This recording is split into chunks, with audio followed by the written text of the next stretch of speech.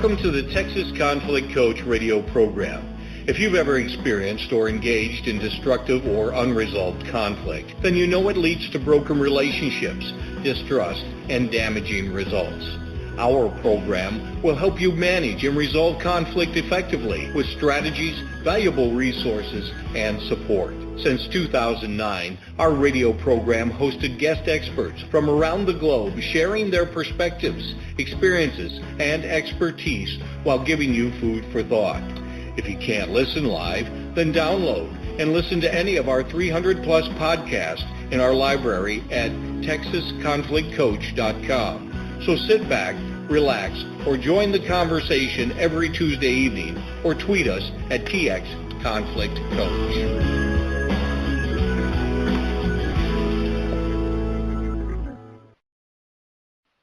It seems bullying is everywhere. We are actively addressing it in schools, in communities, and in families, and now also workplaces. Over the past several years, there's been a deluge of information about workplace bullying, some accurate and then some that is not so accurate.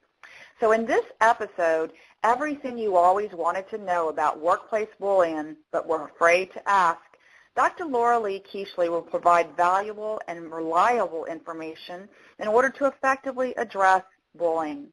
In this program, we will put our researcher hats and examine what we know empirically about workplace bullying in terms of its prevalence, nature, antecedents, and consequences. So who is our guest? Well, it's Dr. Loraleigh Keashly. She is an associate professor in the Department of Communication at Wayne State University in Detroit. Her research and consulting focuses on conflict and conflict resolution at the interpersonal, group, and intergroup levels. Her current research focus is on the nature, effects, and amelioration of uncivil and bullying behaviors in the workplace, with a particular interest in the role of organizational structure and culture in the facilitation of prevention and management of these behaviors. She has a particular interest in developing bystander efficacy to address negative work relationships. She has also focused her recent attention on the academic environment and works with universities on these issues. Her work has appeared in several top-tier academic journals. She has been a consultant to organizations and an expert witness on cases of workplace bullying and hostility. Now, we invite you, the listener, to call us tonight with your questions or comments at 347-324-3591 and engage us. Or join us in the chat room and post your comments or questions. Simply go to www.blogtalkradio.com/Texas-conflict-coach. So, Loraleigh, welcome to our program. Thanks for having me. Well, April of this month is part of our workplace bullying and harassment series, and we kicked it off last week, but there's a lot of things, there are a lot of myths and a lot of misunderstandings, and what's so interesting is the actual research and work that you have put into place. But before we kind of delve into all of that, what do you want listeners to know about you and your passion for the research and work you do in this area of bullying? One of the things I think is important for people to know about me is that I'm totally fascinated by workplaces. And I think it's because workplaces are like the most important social context for ourselves and for others. For our identities as workers is a huge influence on our sense of self, both at work but also in other spheres. I mean, that's one of the reasons being unemployed has such huge psychological costs for people, because a primary source of their identity has been taken away from them. The other thing about workplaces is we spend most of our time there. Many of us have to work for economic benefits, and we connect with people there in workplaces that we may not meet or connect with in any other way in any other context. The other thing is at workplaces, we have all these different people coming together working around common or shared goals. And in workplaces, there are clear expectations and opportunities for behavior, and the organization can profoundly influence. The data is really strong on this. Organizations can profoundly influence all of us for what is good, for good or ill. And in essence, work is inherently relational. Everything we do at work is accomplished with and through others. So therefore, relationships are central. So what that got me thinking about is I also believe that work should be a fulfilling experience, particularly the relationships we have with others. Those connections are incredibly vital. They can energize and support us, and in some situations buffer and protect us from things that are happening. And we can handle most anything when we're involved in these constructive types of relationships. Unfortunately, on the flip side, regardless of the fulfilling nature of our work tasks, if there are demeaning, dismissive, destructive relationships at work, we will quickly become drained and work becomes a burden and rather than a joy and a place of growth. So my interests are in understanding what contributes to work relationships and in particular problematic work relationships and how they can be changed for the good. Okay, so very good. I appreciate you putting that context into it. I think we all wish to work at a place that brings us joy and that we can really contribute and not feel, that we're in a place of being demeaned or publicly humiliated and belittled and all of those things there. And so here's something that I've noticed, especially over the last, I'd say, 3 to 5 years, and it seems to be something we're hearing more and more, especially in the news and in the online world with stories, going viral. We've heard about bullying in the sports arena lately. We've heard about workers committing suicide due to bullying. People shouting out about their workplace suffering due to bullying bosses. It seems like everyone's jumping on the bandwagon, and yet there seems to be some confusion about what workplace bullying is. And so I guess my question to you, the researcher, the person who's been on the witness stand, is this term being overused, and how would you define that? That's a good characterization. One piece of context about me is I started doing work research in this area back in the late 80s, early 90s. And at that time, people might look at you kind of like you're crazy to be thinking about these kinds of things in workplaces. And so what I've been pleased about is that people are recognizing and embracing the idea that hostile work relationships are problematic, that they don't have to be part of the job. It's not a job requirement that we have it, and that we all deserve better. So I'm excited that people are paying attention. I do have concerns, though, as a scholar and also as someone who works with organizations and employees to address bullying and other kinds of hostile interactions, that the times when these terms are being used in situations which are not, from my point of view, bullying. So, for example, the notion of progressive discipline situations where an employee has engaged or not engaged in required behaviors on the part that are required as part of their job, and management are engaged in a progressive situation of trying to get them to do their job. And unions, for example, are very well versed in progressive discipline situations, and there's due process and there's appropriate due care that's taken. Sometimes people are not doing their jobs, and they need to be helped to do their jobs, and that can be done in progressive discipline situations. And also there are times on our jobs when we want to know how to do them better. So that involves people giving us feedback about what we're doing right and what we're not doing right. And that's hard to hear sometimes, what we're not doing right. And so sometimes people can feel put upon by that and feel really uncomfortable by that. And sometimes they may say, I don't like it, and therefore this person is mistreating me. And that may not be the case at all. And then management does have a responsibility, for example, to ensure that work gets done. So that can be done in firm and fair ways. So firm and fair management is not bullying.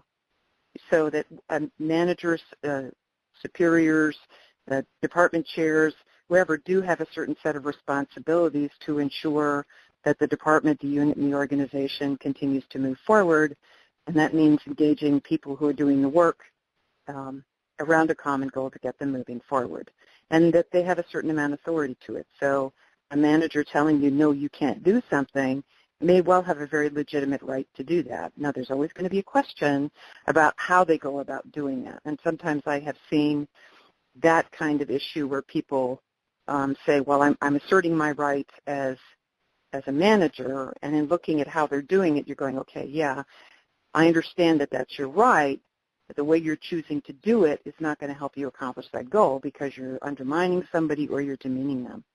So when I think about bullying, amongst all the different kinds of hostile kinds of behaviors that can go on, what's a very characteristic of bullying is it's a persistent form of hostility. So that means it frequently occurs over a period of time. We rarely think of bullying as a one-shot situation unless it's a particularly egregious behavior. And in many cases, what happens there is the person who's been on the receiving end of it may relive it over and over again. So in essence, it becomes persistent in the mind. We also look at it as enduring over a period of time. And we also have a sense with bullying in particular, and this is what helps distinguish it from a conflict between equals, is that there usually is some kind of power imbalance. Either it started that way, and power can be imbalanced due to organizational position, gender, race, ethnicity. It can be due to other sources of what we call social power. So somebody has more influence or more power than the other person because they're well liked in the institution, they have a better reputation, they have access to rewards and punishments that we particularly either do want or don't want. And what happens in these situations is then somebody becomes disempowered, and that means they're less able to respond, which puts them in a very vulnerable position. So what we're looking at are things like it's persistent. The research started out with things like at least weekly for 6 months, but that's what we as researchers do when we're trying to sort through, a large data set and trying to figure out who's having what kinds of experiences. Certainly, I wouldn't want anybody to be exposed to this over a period of 6 months, but it is more persistent as opposed to one shot, and somebody has become unable to cope or defend. So so I'm glad that you mentioned that it's not a one-shot deal. I'm also very glad that you also clarified, what is fair management, the ability to supervise, and just because someone's getting constructive criticism, they can't say, well, the supervisor can't, talk to me anymore. Just tell me what to do and I'll do my own work. Just stop bothering me, it's not bullying. Right. But as you said, it's persistent, it's enduring, it deals with this power imbalance, so it's not just bosses that are displaying these types of behaviors. It could even be a secretary, someone with, like you said, perceived social power. So we don't want people thinking the only people who display these types of behaviors are just someone in a leadership position, but definitely someone who's displaying these negative behaviors. One thing to clarify is it usually targeted, because this comes up as something confusing, which is these bullying behaviors that's persistent and enduring. Is it usually targeted to one individual or numerous individuals? Because I've had that question come up a lot. Well, in the scholarly literature, we make a distinction between a bullying situation, which is where there is a single target usually a single target, or it's a single sort of relationship between an actor and a target.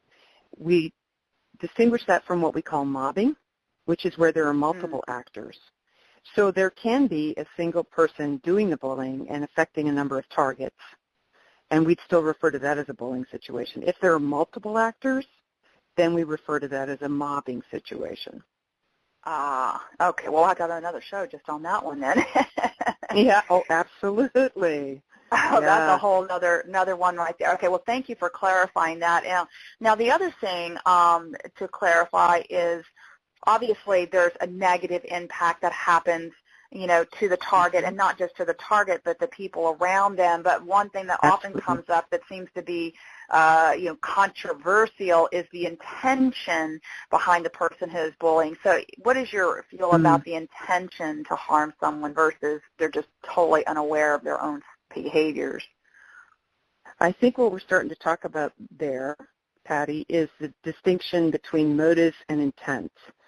So people can intend the behaviors that they are directing at somebody else, but the motive could be quite different. So, for example, if the motive is that, in fact, I do like to see you squirm, I do like to be able to lord my power over you and assert who I am, then that kind of intention is likely, that kind of motive is likely going to be related to very harmful behavior on the part of other people. Another reason people might do this kind of stuff is a lack of social skills competency. And if you put someone like that in a stressful environment, they're more likely to return to earlier types of behaviors, which tend not to be effective. So they're trying to manage their own stress and their own reactions and their own emotional feelings, and it comes across to other people and gets directed at other people. Sometimes it's a case of what we call displaced aggression, where there's been some really cool research which has looked at when supervisors feel unfairly treated by their organization. Say, for example, they don't feel they've gotten equitable pay or some of their responsibilities removed from them, and it's a little bit hard for them to strike out at an organization. If they perceive themselves as being treated unfairly, they're more likely, not always, but there's evidence that they are more likely to engage in what gets called abusive supervision, which is bullying done by a boss to a subordinate. And they're very selective in terms of who they will bully. And so they will sometimes choose somebody who is vulnerable, either because they're a particularly, quote, difficult, unquote, the so-called provocative target, or because they're somewhat submissive and they're unlikely to retaliate or respond. So I think that that's an example of displaced aggression. So that's another reason that people might engage in that. Another much bigger reason, which is one of the ones that I'm fascinated about, is I think because bullying is a persistent form of hostility and it's occurring in a workplace, that by definition the organization is implicated. Because if it's persistent and ongoing, it has happened many times, and how could an organization and people in it not know about it, especially since the evidence indicates that there are high rates of people witnessing this kind of behavior. So what that suggests is there is the organization does have a responsibility here. So the question is, what is the organization doing about it? It could be a lack of responding or a lack of appreciation or understanding for it. It can also be linked to things like the norms of the work environment. My colleague Joel Newman at SUNY New Paltz likes to talk about the connection between leaner and meaner organizations and the likelihood of increased mistreatment of employees. So really depends on motive. I think the intent to harm, sometimes some are deliberately intending to harm others. In other cases, they want somebody out of the way, either because that person is in a position that they want or that the existence of that person, particularly if they're a highly competent one, makes me feel threatened. I am. So we talk about that as a status threat. So sometimes people are motivated then to move the person out, and you can move people out in a variety of ways. One of the ways you can do it is by undermining their credibility, their reputation, rumors, gossip, that kind of thing. Okay. Now, for those organizations, because of the organizational implication, the leadership implication, if any of those folks are listening, which we anticipate they are, what should they be looking or listening for that helps them know they're dealing with a situation involving bullying behaviors or bullying work cases? Of course, you've already said, it's persistent, it's enduring. Exactly. There's very specific negative behaviors. But what does the research tell us? About what to look for? Right. So what are we looking for? What are we listening for? And then what does the research tell us? Well, I think one of the things is that we can talk about vulnerabilities. So there are environments that that are more likely to be vulnerable to this. A great piece of work is by Denise Selin, who is, I believe Denise is Finnish. She's from Finland. She's done a really neat piece talking about the kinds of factors in organizations that are critical in understanding that when workplace bullying might occur. She talks about three sets of factors. The first are the enabling factors, which are those characteristics that bullying to even be possible. And if you don't have these kinds of enabling characteristics, and it doesn't matter about the other factors. They're unlikely to promote and permit bullying. And some examples of those enabling factors are, now there's surprise, when there are extreme power imbalances, rigid hierarchies, for example. For example, the earliest work in the U.S. around abusive and bullying behaviors occurs in healthcare. And it originally actually came out with nurses and their treatment at the hands of nursing managers and physicians. This was back in the late 80s. Helen Cox's work. But also really fascinating work done in medical schools about medical students' experience of mistreatment at the hands of just about everybody higher up in the hierarchy than they are. So healthcare is known for having, and traditionally has had, a very rigid hierarchy in which people at higher levels are imbued with a fair amount of power and control.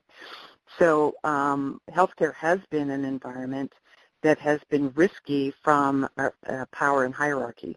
Another enabling factor is, what do people perceive the costs and risks for engaging in these behaviors? If things like this happen in the organization and people in the organization are aware of it, but nothing happens, then the message is that this stuff doesn't really matter. So people who are inclined are more likely to engage in those kinds of behaviors. So if there's a lack of policies, it's also more risky. An environment is more risky if it's high in stress, if people perceive that they have a lack of autonomy, the ability to make their own decisions over what they do, scarce or limited resources. I mean, is this sounding familiar? Like what happened with the economic collapse and what happened in organizations? One of our great concerns, the people I know who do work in the area, both in terms of researchers and practitioners, one of our great concerns with the economic collapse was what that would mean for people in organizations, when people had to do more with less, when people saw other people leave, when unemployment was high. So the option to be able to move from one organization to the next became more limited. We were very concerned that we might see people put at more risk for that. Now, empirically, the data has suggested we haven't seen a skyrocketing in that, but the rate has remained relatively constant. The second set of factors, she said, Denise talked about, was, are there motivating factors? And this is, in essence, those features that essentially make bullying a rational response. So when a situation is viewed as threatening or creating a burden, bullying may become the response that people take. So, for example, competitive environments, internally competitive environments. Now, places where layoffs are occurring, that kind of thing could be perceived to be a competitive environment. And some occupations tend to be much more competitive. And then there are the set of factors we call the precipitating factors, which are the ones that are the triggers. So if there are enabling features, if there is a sense in the organization that when threatened, bullying is an appropriate response or a reasonable or rational response, then these kinds of factors, the precipitating factors, are the ones that will trigger. And the classic precipitating factor is organizational change. And we can talk about that in lots of ways. Unstable leadership. So, for example, going through, having a rapid turnover in CEOs or in universities, presidents and provosts, downsizing, budget challenges. So when you think about all three of those, Patty, and you think about what the economic and employment situation has been in this country in the last 5 to 6 years, organizational environments are vulnerable to this.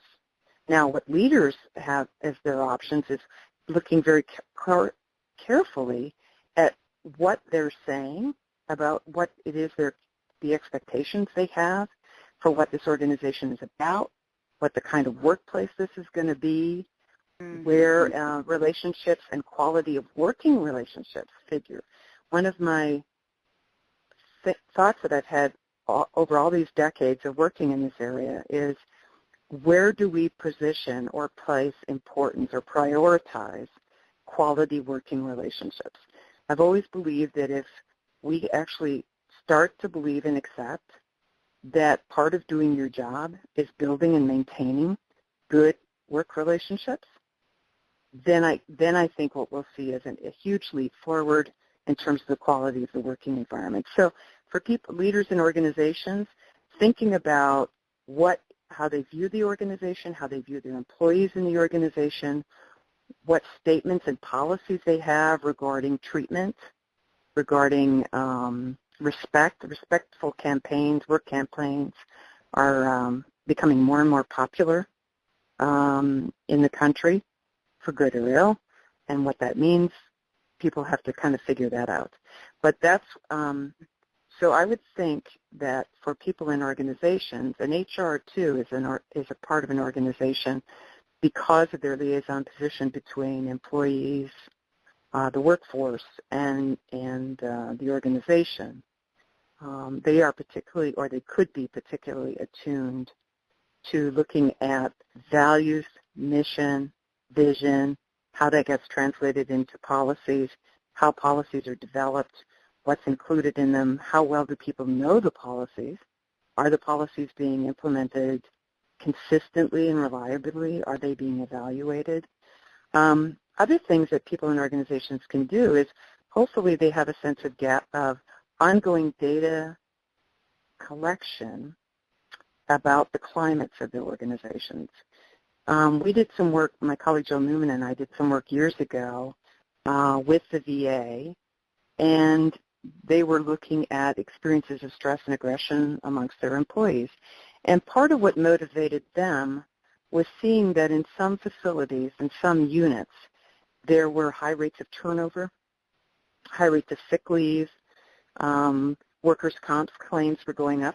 Those are often indicators that there's something happening in the organization. Now, it may not be bullying, but that's certainly a flag to people in the organization that people are somehow withdrawing and disengaging, and it's important for them to look and try to understand why people are disengaging or withdrawing, because it's fairly classic kind of behavior that will happen when people feel they've been consistently mistreated. So there's a lot, this is such a huge topic. I mean, I know. It's amazing how fast 30 minutes goes by. And, as we start to wind down the program, there's so many questions I have for you, like what even makes, what is about who we are that even, makes people think it's even a choice, but I want to make sure that folks get a sense of, what are some strategies. Where do you want to go with this conversation right now? I think what I want to do is, first of all, talk about a couple of really cool resources that I think anybody listening would want to follow up on. And one cool set of resources is a website and services offered by Gary and Ruth Namey, both of whom are psychologists, who launched initially their website, workdoctor.com. It now has a number of other websites associated with it. The Workplace Bullying Institute is another moniker that they have. And they've been operating since the late 1990s. Their websites, Patty, are so full of incredible information, both in terms of the research, but also in terms of they have actually partnered over the years with Zogby International, a well-known survey firm, to do representative surveys of American workers and their experiences of workplace bullying. And their samples are a researcher's dream, because they're representative of the American population. Very, very So cool this would website. be the Workplace Bullying Institute and the workdoctor.com? Yeah. Okay. Yep. I now, think it's .org. Yeah. .org. Okay. WPI.org. Okay. If there were, and there's tons of strategies, but based on your own research and practice, if you had to pick 3, whether it's from an organizational standpoint, a leadership. Yeah, here's the challenge. What would be the top 3 in your mind that you would give as a strategy to start addressing these more effectively? Okay, let's start with the individual, because they're often the people. They're the ones who are paying the immediate price. Everybody pays a price when this happens, okay? Let's talk about the individuals. When this stuff starts to happen to somebody, they're often not sure what the heck is going on, because it often starts out very subtly and kind of covert. And, you might pass it off as, well, somebody's just having a bad day, or did that really happen? And people go through a process of, well, if I just work harder, or if I'm nicer, or if I try a different approach. And it's over time that they start to realize that something else is going on. So I really strongly recommend for people that they write and document their experiences. And I use the term document in terms of writing about it. So because it's on their own data, and so they can see when a pattern has started to develop.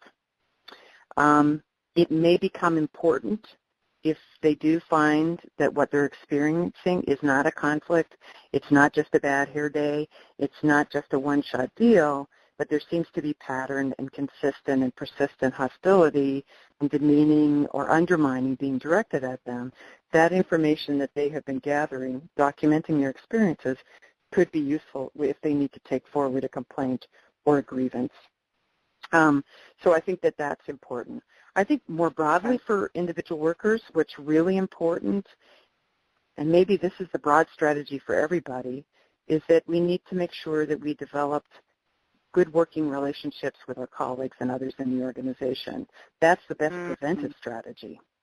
I'm a big fan from the worker perspective, as you noted earlier on, about colleagues, coworkers, when they see things happening or hear about them happening, is that they have opportunities to be able to help manage that situation. And there's some really good, stuff that we've been working on and others have been working on as well. And I'm happy afterwards, Patty, to send you some references and resources, and perhaps you can share that on your website if you want. Yes, and that would be great. We'll definitely do that. And we will be talking next week with Maureen Scully. She's going to be focused specifically on the workplace witness or the bystander, so she'll be also really focused on just that aspect. Other that's really strategies. I think that you wanted to highlight. Right, is that the organization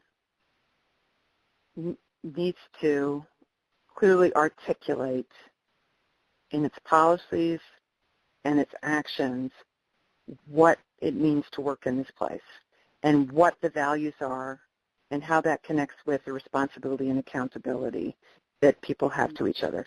And actually, organizations have models of this in the workplace health and safety types of approaches, in which it's a whole organizational response. People are trained in the organization. Coworkers provide support and feedback to other coworkers, because you need everybody in the environment to be aware of what's happening, to be able to identify risk, to be able to have a range of actions and mechanisms through which they can do that. So important organizational strategy. At its most fundamental, I think, is that it's important for all of us to recognize that every person has value. Every person wants to and needs to be acknowledged and recognized. And some phenomenal encapsulation of that has been done by Donna Hicks in a book called Dignity, Resolving Conflicts Effectively. And she identifies 11 elements of dignity which really tie into what we know about what people's needs are and what motivates them. And I think if you look at the 100 best places to work, it's interesting to look at the kinds of how they're perceived by their employees. And a lot of it has to do with the valuing of what Jane Dutton calls high quality, the building and valuing of high quality work connections, those connections that energize and support us.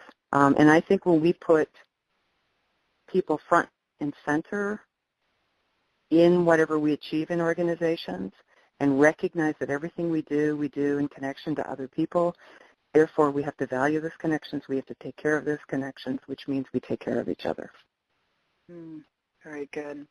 Now, if folks wanted to get a hold of you, touch base with you, what's the best way that they could do that? I'm a great emailer. So email would be the best strategy for me. And if they want to have more of a conversation, then we can set something up. And my email is l.keashly, and Keashly is spelled Keashly, at Wayne, which is WAYNE.edu. All right, so two final things. Do you have, of the strategies that you gave, we usually do at the end of the program to encourage people to take the next step, an assignment for a week or a call to action. Do you want to highlight anything in particular? A couple of things. One thing is, for those folks who haven't visited the Work Doctor, I think it's workdoctor.com, workplacebullyinginstitute.org, just Google it. The website is full of information. So I would encourage people to go there.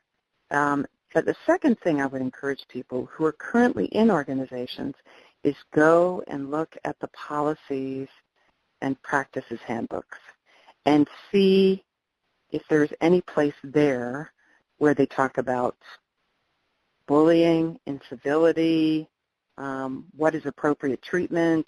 Other phrases that will be used are respect and dignity. Go and read your policies, because one of the things we know is there are lots of policies in organizations, and everybody's supposed to know about them, but often there isn't enough education and training about it, so many employees aren't familiar with what their policies are, and they may find there are some that are relevant. They may also find there aren't any. And the other piece of that is look at what your organization's mission and values are, because that's a public statement that an organization makes. It'll show up on their website. It'll show up in the promotional materials, and see how they talk about the environment, the work environment, and what they want for the people in their environment. When I've worked in universities, one of the first steps that I take is I look at their vision and mission statement. And they consistently say things like, we create working and learning environments where everybody is included and feels that they can manifest themselves to their full potential. Bingo. That's a very strong statement, and it can be used, therefore, as a touchstone for anybody in the organization to be able to say, how does what I'm experiencing here support or contradict the kind of environment that's being articulated here? That's what I would say would be a really good assignment. Yes, and that would be for not only the worker, but the leader or the HR person. Because you know what? How many times I have been in a mediation or a coaching situation, and the leader themselves don't even know what their own policies are around workplace conduct, and so go review them for sure. So I appreciate your highlighting and underlining that. So Loraleigh, thank you so much for being part of our program, and I want to give you the chance to have any final message for the listeners. Do you have anything that you would like to say before we close? I think what I would like to say is everybody has a right to expect to be treated with dignity, to be acknowledged and to be recognized, and that workplaces, from my point of view, are kind of the social context in which amazing things can happen, for good or ill, but I'm going for the good part. And if we privilege and recognize our relationships to one another in this context, in the workplace, that allow us to fully manifest the work that needs to get done, and also our identities as workers and as individuals, I think when we recognize that, we will be creating environments where things like bullying and incivility and other kinds of hostile actions are antithetical. Very good. All right. Well, thank you so much for, again, being on our program, being part of our Workplace Bullying Harassment series, and educating all of us based on your wealth of research experience and bringing just a touch of that, because you're just full of a wealth of information that we didn't even get to touch on. So thank you for being here with us tonight. You're welcome, and I really appreciate the opportunity. All right. Good night, and good night, listeners, for tuning in. Good night. Thank you for listening to the Texas Conflict Coach. We hope you've enjoyed the program. You can find over 300 podcasts archived to listen at your own convenience at texasconflictcoach.com. or download the podcast at iTunes or Stitcher Radio. To learn about upcoming radio programs and resources, sign up for our monthly e-newsletter.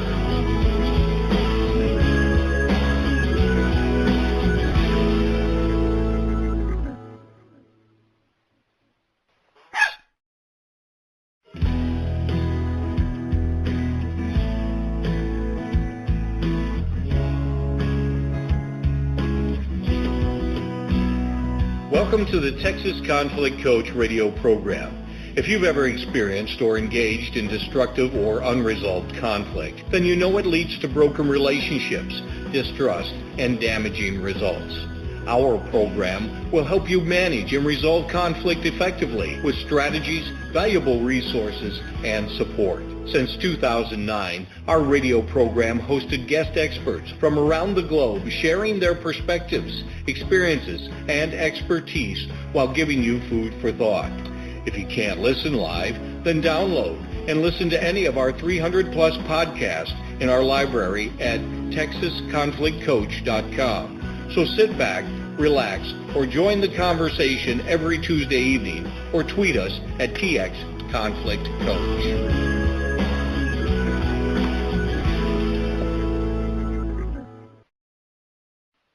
It seems bullying